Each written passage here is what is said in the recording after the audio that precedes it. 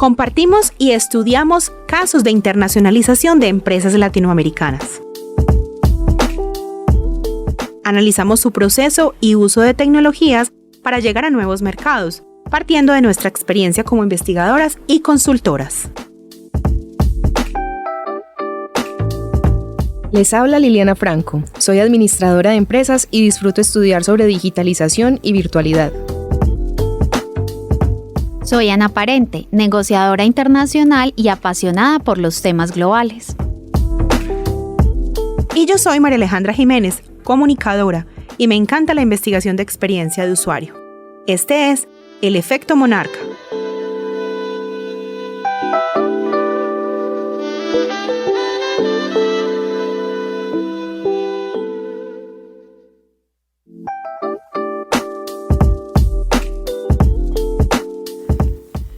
Nuestra primera temporada fue muy interesante y hoy queremos abrir nuestra segunda temporada. Por eso hoy de nuevo le damos la bienvenida a nuestros oyentes que en una segunda oportunidad nos vienen a escuchar con capítulos nuevos en el tema que nos interesa, la internacionalización y las plataformas digitales, además de todo lo que ya hemos ampliado en nuestra perspectiva hablando del tema con los invitados de la temporada pasada. Entonces de nuevo le doy la bienvenida a mis compañeras de set. Hola Aleja, qué bueno empezar una nueva temporada. Sí, es bastante emocionante porque eso quiere decir que nuestro programa ha gustado, hemos recibido muy buenos comentarios, a la gente le ha encantado mucho. Los invitados han quedado contentos. Exactamente, y hemos aprendido un montón haciendo cada capítulo, investigando, pero también entrevistándolos. Es así que en nuestro primer episodio empezamos hablando de la analogía del efecto monarca, cómo este es un camino que recorren las mariposas monarcas en su trayectoria por la búsqueda de alimentos y recursos. Asimismo, es el viaje que emprenden nuestros empresarios cuando van a conquistar nuevos recursos para vender sus productos y servicios y todo lo que ello conlleva. En este capítulo de la segunda temporada hablaremos un poco de lo que nos dejaron esas conversaciones. ¿Les parece entonces si empezamos por nuestro primer capítulo con Juan Vélez? Juan Vélez es un investigador increíble, un profesor de la Universidad de Antioquia, y él nos contaba sobre el caso de internacionalización de la compañía de software Choquer. En este caso específico, discutimos la internacionalización de servicios. Eso le da un valor increíble a este podcast. ¿Por qué? Porque siempre en las teorías de internacionalización o en las investigaciones de internacionalización nos centramos en los bienes, en los productos físicos. Pero el proceso de internacionalización de un servicio tiene variantes importantes. Entonces es el primer tema que a mí me encantó de este capítulo.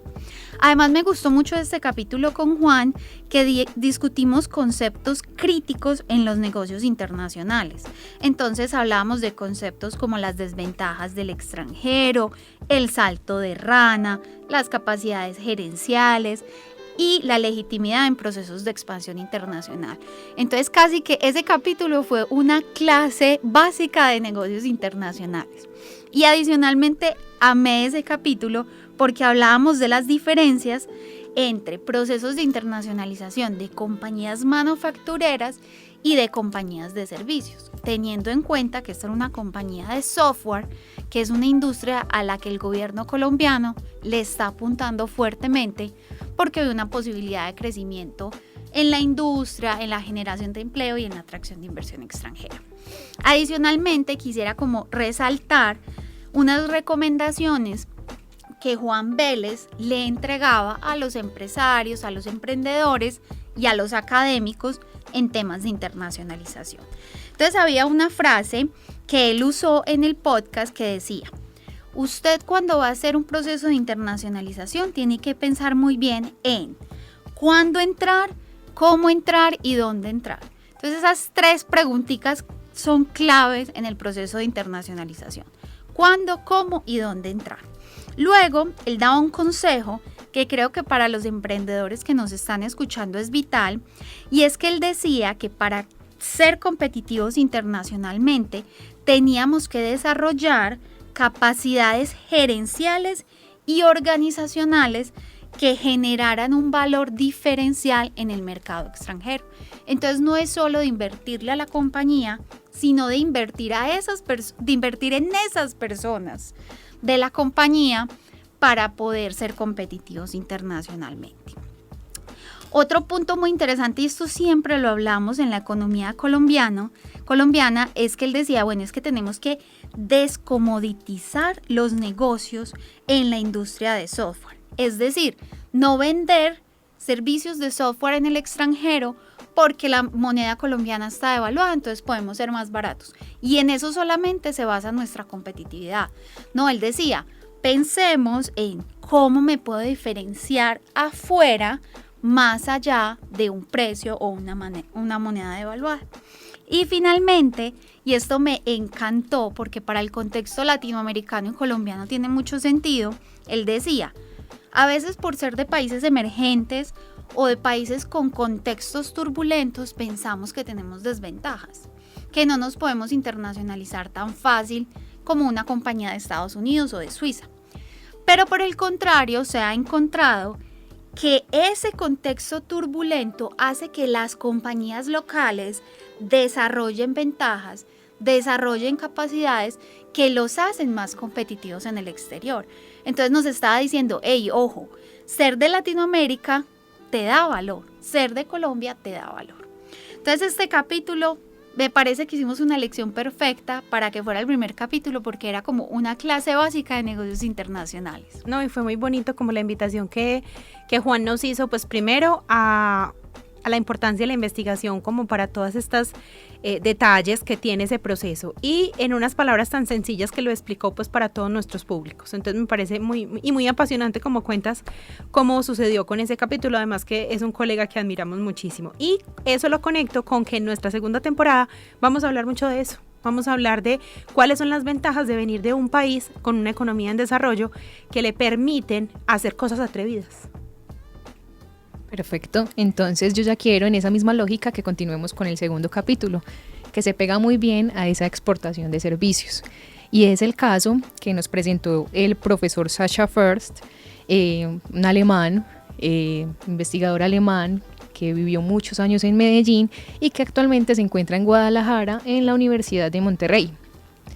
Hacia el 2008, él investigó este caso de la compañía C2 Game Studio, es una compañía de la ciudad de Medellín que se encarga, o que se dedica, mejor dicho, a exportar videojuegos, ¿cierto? Está en el sector de los videojuegos. Y esta compañía tiene una particularidad y es que es una empresa familiar, ¿cierto? Las empresas familiares han sido un fenómeno que ha sido bastante estudiado. Para este tipo de empresas, los procesos de expansión internacional terminan siendo un asunto más complejo de realizar, teniendo en cuenta que asumir riesgos trae no solamente implicaciones para el negocio, sino también para la estructura familiar. Por esto, son entonces empresas mucho más conservadoras, quieren proteger el patrimonio familiar, mantener el vínculo con los integrantes de la familia y todo esto involucra entonces un componente emocional que no se tienen en otro tipo de compañías. Así las cosas, pues les cuesta mucho más atreverse a explorar otros escenarios y cuando lo hacen buscan formas mucho más tradicionales para hacerlo, siguiendo su proceso gradual a partir de sus capacidades actuales, lo que resulta entonces en procesos de internacionalización que son mucho más lentos. Sascha, nuestro invitado, estuvo acompañándonos para discutir entonces el caso de C2 Game Studio, que es una empresa familiar pero que tiene una particularidad y es que esta empresa cuenta con un socio externo, ¿cierto? Un socio está vinculado con su familia, pero adicional hay un tercer socio que es externo. Y esta empresa logró entonces expandirse gracias a que supo cómo capitalizar sus conocimientos en el sector de videojuegos, puesto que los dos socios principales habían estudiado en Estados Unidos y habían conocido muchas personas del sector. También supieron aprovechar su ventaja competitiva que tiene el desarrollo de este tipo de servicios en Colombia y se apalancaron muy bien en sus redes de contacto. Esto les permitió entonces que tuvieran una internacionalización mucho más rápida. Las lecciones que nos deja el análisis de este caso es que es importante tener una mezcla balanceada entre la familia y actores externos, que les permita o tener un equilibrio entre ser conservadores y ser arriesgados. Otro tema de mucha relevancia que nos cuenta Sascha es el tema del networking y las conexiones. No solamente hacer nuevas conexiones, sino también aprender a mantenerlas y aprovecharlas, ¿cierto? Y desarrollar esas habilidades para poder estar muy activo con esas conexiones. Lili, tú mencionas algo que me parece increíble y es cómo esta empresa no siguió el proceso tradicional de internacionalización que siempre nos enseñan, de tiene que posicionarse en el mercado local, una vez esté posicionado llega a otros mercados, no, sino que esta empresa nació internacional. Exactamente. Y hizo uso de esas redes para poder potenciar esa internacionalización. Así es. Entonces, esto fue valioso para ellos. Gracias a que ese socio externo tenía esos contactos, fue que les permitió potencializar enormemente su internacionalización, así como nos dice Ana. Entonces, otro elemento que también resalta Sacha, o que digamos que es una recomendación que él nos ofrece, es que tener actores externos en las juntas directivas o en las gerencias, tener esos actores que sean, no sé, líderes de opinión o que sean expertos o que sean sumamente reconocidos en la industria en la que yo me desarrollo, puede ser sumamente valioso, porque entonces eso hace que toda la organización se ponga en un punto muy alto, se ponga como en el centro de la industria, como nos dice él, y dejamos de ser pues un elemento más del paisaje. Bueno, miren que es muy bonito porque ya entonces tenemos dos casos de empresas del mismo sector, y hacia mitad de temporada nos fuimos con el capítulo del profe José Jaime Baena, un colega investigador de nosotros que también se ha centrado en estudiar lo que implica esa selección de mercados internacionales. Entonces miren que hablamos de que son empresas que de alguna u otra manera no hacen cosas tradicionales en la expansión y en el crecimiento hacia los mercados internacionales, pero entonces no perdamos de vista qué hacer para seleccionar correctamente un mercado internacional, y en esto se centró el capítulo del profe Baena. Hablábamos de que esta selección es un asunto de factores multicriterios para elegir los mercados perfectamente, y él decía, los mercados típicamente se eligen muy de forma cualitativa, es decir, con características, con descripciones, con valores, con experiencias, pero ¿por qué no generamos un modelo cuantitativo donde los números nos den pistas para tomar esa decisión de mejor manera o complementen la toma de decisión? Entonces, él hablaba que casi que esa selección de mercados es una triada que consiste en el rigor de estudiar con cuidado cada mercado deseado antes de adentrarnos en ese mercado, o sea, elegir los que potencialmente son. Y él decía, de tantos países que tenemos declarados como naciones potenciales donde exportar, escojamos las que deseamos y por qué, y empecemos a estudiarlas con cuidado. Luego revisamos esas condiciones técnicas y posibilidades reales para invertir en esa llegada comercial con los productos y servicios. Y finalmente también no dejemos de lado el olfato del emprendedor y el empresario que conoce su sector, conoce su producto y conoce el comportamiento de su mercado, para luego buscar mercados pares o mercados no naturales a los cuales pueda ser atractivo llegar. También él nos explicaba de manera como muy específica la importancia de incluir proyectivas cuando se eligen esos mercados de destino, para evitar hacerlo solo de manera descriptiva, porque cuando vamos a encontrarnos con inversionistas no todos van a entender factores cualitativos, sino que quieren los números. Entonces, el proceso de selección de mercados se convierte en un conjunto de técnicas que personas naturales y jurídicas pueden llevar a cabo. Es decir, se encontraron factores que les permitían alcanzar a las empresas el objetivo de internacionalizarse, y se concentraron de manera transversal para que las empresas que él entrevistó para este caso se centraran en precio de destino, tiempo de tránsito, costo de transporte internacional, costo de importación y barreras arancelarias. Y esos fueron los factores estudiados para generar el modelo cuantitativo. Otro aspecto relevante que José nos comentó en el capítulo en el cual vino a participar, versaba sobre la fuerza de selección de estos factores y la conciencia empresarial que eso implica. Esto repercute directamente sobre el proceso de toma de decisiones de las compañías en cada sector, lo cual desmitifica el hecho de los costos, precios finales y estrategias financieras, que solían ser solamente los aspectos tradicionales a tener en cuenta. Entonces incluyen aspectos distintos como la cultura, la estrategia y demás. Finalmente, él concluía que las decisiones fundamentales para el éxito, el crecimiento y la supervivencia de un negocio es reconocerse, comprenderse e identificarse como parte de la estrategia doméstica e internacional, donde no se deja nada al azar. Y yo creo que hemos tenido una mezcla de reflexiones acerca de no dejar nada al azar cuando hablamos de estudios, y lo vamos a contrastar con las experiencias de los empresarios que en esta segunda temporada nos van a venir a contar qué cosas hicieron al azar y qué cosas aprendieron que no se pueden dejar en el azar. Entonces Entonces es muy importante tener como eso en cuenta.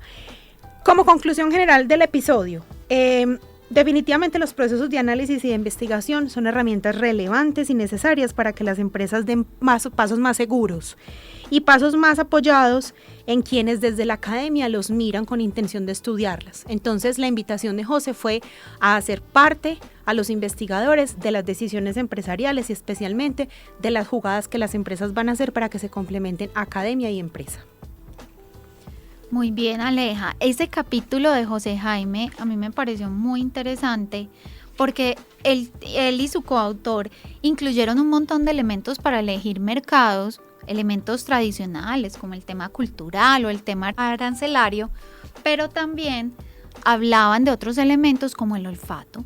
El olfato que tiene o que puede tener el empresario para decir, bueno, en este mercado puedo tener una oportunidad. De pronto no tengo el arancel más bajo, de pronto no es la cultura más similar a la mía, de pronto es altamente competitivo, pero el olfato empresarial me está diciendo que ahí puedo tener una oportunidad o un chance. Pero es muy bonito que se incluya en el análisis tan cuantitativo que quisieron hacer en la investigación, porque ciertamente el olfato empresarial no se puede medir, pero sacarlo sería una locura para pensar en selección de mercados. Entonces yo creo que ahí fue valioso tener eso en cuenta. Lo conectamos con el capítulo siguiente y es el capítulo del profesor Heiko Schmidt, otro investigador alemán. Estuvimos con muchos invitados alemanes en esta primera temporada. Pero es muy interesante traerlos porque son profes que han estado entendiendo la realidad latinoamericana y se han encantado y se han maravillado por las capacidades y los recursos que levantan las empresas en economías en desarrollo. Entonces yo creo que esos casos les interese, quiere decir que de otras partes del mundo nos están mirando con buenos ojos y están reconociendo los esfuerzos de las empresas. Entonces en este capítulo el profesor Heiko Schmidt nos habló de la empresa Global Work, que presta servicios de reclutamiento de talento a América Latina para empresas y equipos globales. Esta conversación dio pie para que nuestro invitado resaltara el reto tan grande que representa internacionalizar la operación de servicios. Fue súper bonito haber tenido ese mix entre entender cómo se internacionaliza un producto y un servicio. Y él dice que el reto más importante es que cuando un consumidor ve un producto de otro país, lo ve como algo tangible, que puede comprar, que puede consumir, que se puede comer, que se puede poner. Pero cuando es un servicio, el reto es mucho mayor porque le cuesta comprender un poco su valor comercial y tomar la decisión de compra. Pero a la hora de los servicios, estos requieren un posicionamiento distinto y se tienen que volver indispensables y comprensibles para los usuarios o clientes. En este caso de esta empresa Global Work, su negocio está centrado en optimizar cada paso de la contratación y verificación de información para la selección y vinculación de empleados en diversas organizaciones. O sea que es una empresa de recursos humanos que permite que los procesos que son como un poquito más operativos se hagan de una manera más óptima y se agilicen utilizando plataformas digitales. Esto ha sido posible porque mentes y voluntades emprendedoras vieron en este negocio una oportunidad a partir de las redes internacionales. Ahí vuelve a aparecer el tema de las redes que mencionaba Lili en el capítulo del profesor Sasha Furst, porque las redes internacionales casi que son el apoyo principal para los emprendedores que están empezando con un negocio y que se anclan en otros emprendedores que están viviendo lo mismo y que se coayudan, que se prestan el servicio uno a uno a partir de conocerse en escenarios de emprendimiento.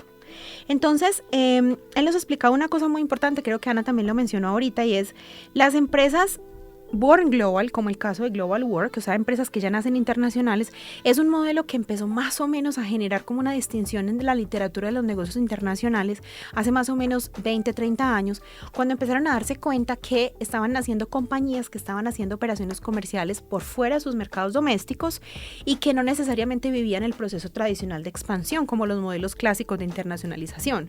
Entonces, por ejemplo, no eran empresas que necesitaban formarse o gestarse en el mercado doméstico y luego fortalecerse y luego adquirir suficiente robustez financiera y luego empezar a crecer en el mercado nacional y luego expandirse.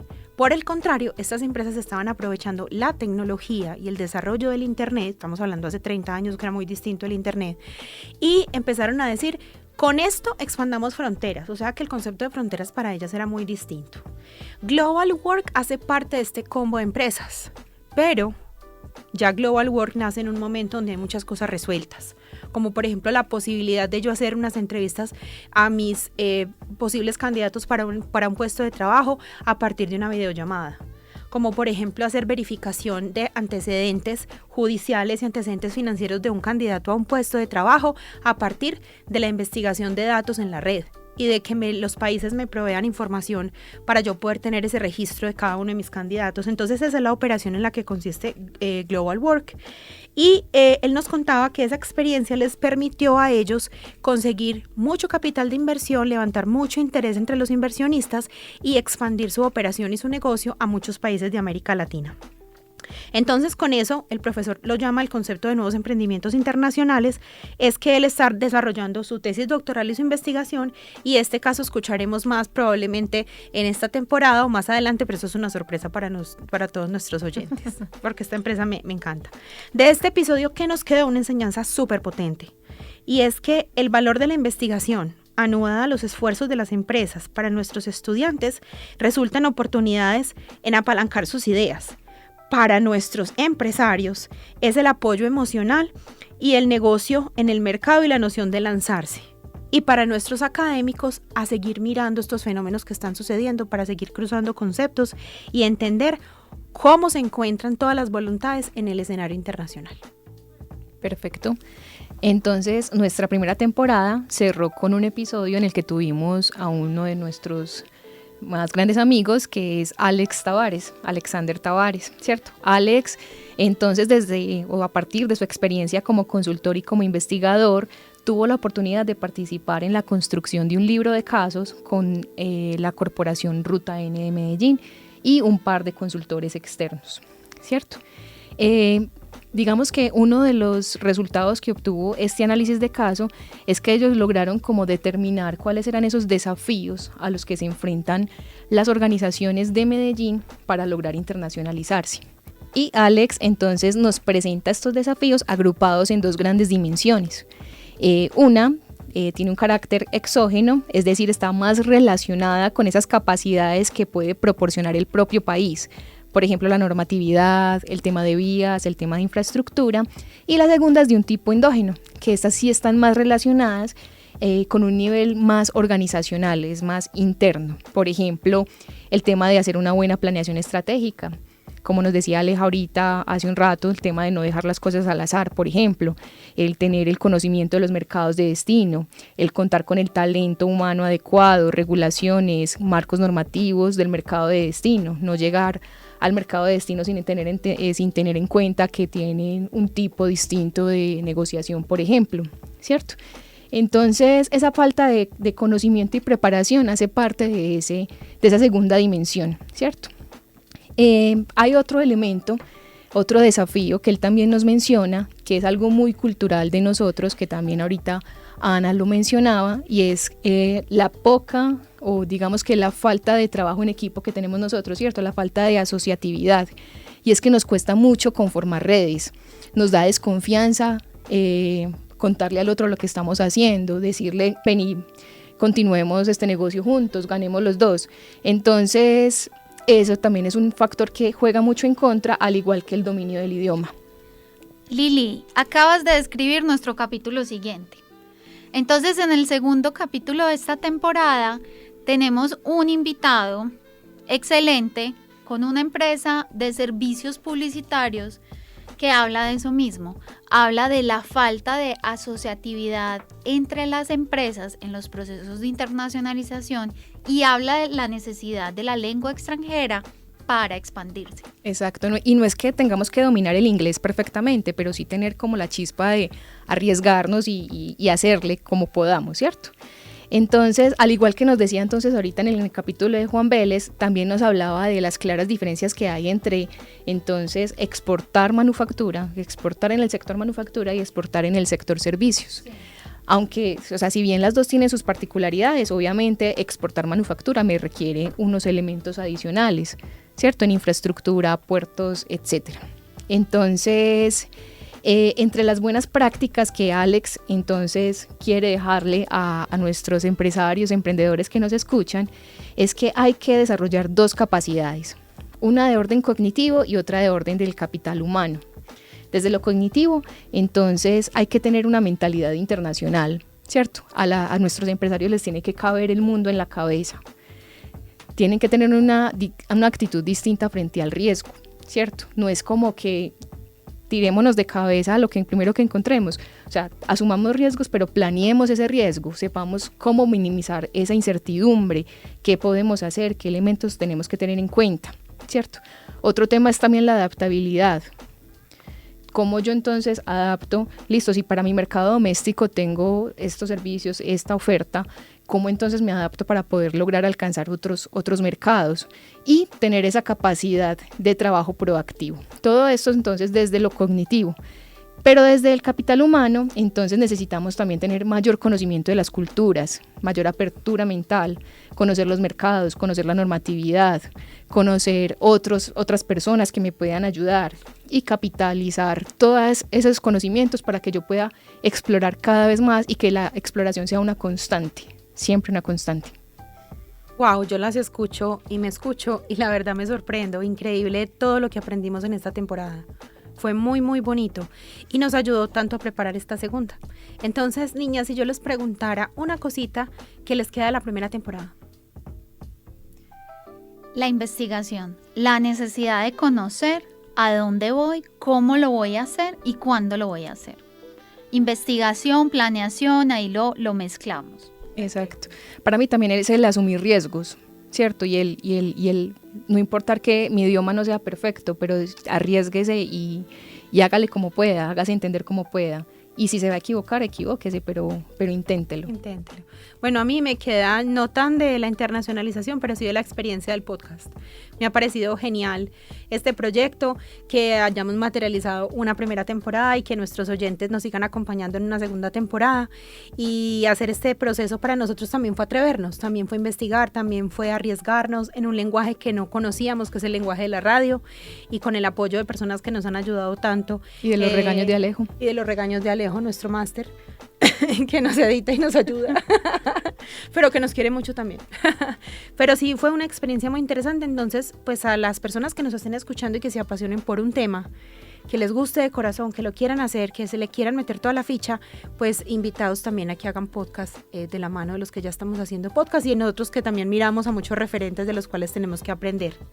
Entonces, a nuestros oyentes, un abrazo gigante desde donde quiera que estén. Esperamos que nos estén escuchando ya de muchos países en Latinoamérica y de países que no son de Latinoamérica, pero que hay hispanohablantes que quieran aprender de todas estas experiencias. Están abiertos los micrófonos para nuevos invitados. Si alguien quiere estar en nuestros episodios que tenga experiencias en este tema particular, nos pueden escribir y nos pueden contactar a nuestro Instagram en @efectomonarca y recuerden que nos pueden seguir en su plataforma de podcast preferida.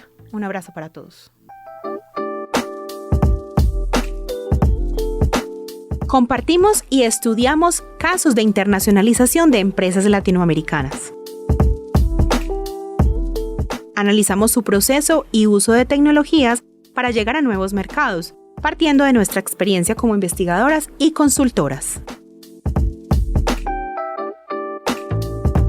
Les habla Liliana Franco, soy administradora de empresas y disfruto estudiar sobre digitalización y virtualidad. Soy Ana Parente, negociadora internacional y apasionada por los temas globales. Y yo soy María Alejandra Jiménez, comunicadora, y me encanta la investigación de experiencia de usuario. Este es El Efecto Monarca.